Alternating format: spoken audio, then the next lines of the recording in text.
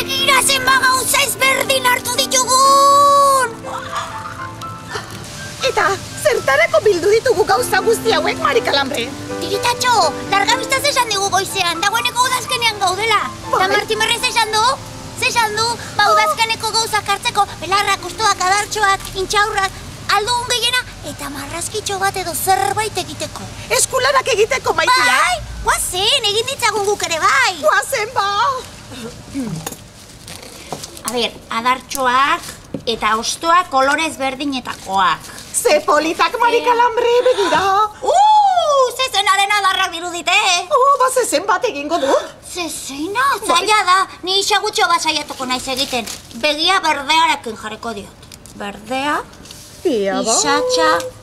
Ez dugu itxaskirik ekarri ez da, zelo hartuko. Bai.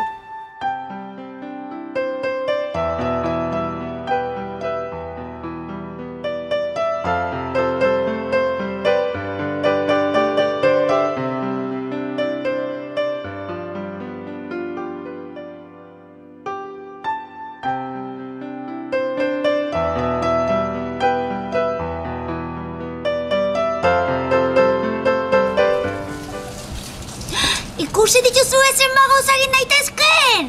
Ze politak ez da? Oso. Zuek ere, etxean egin ditzakezue?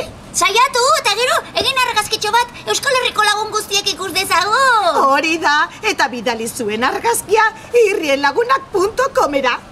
Zozketan parte hartzeko, aukera paregabea duzu hori. Udazkena liburuaren zozketan. Elkar argitaletxeak atera duena. Bai? Udazkena! Udazkena!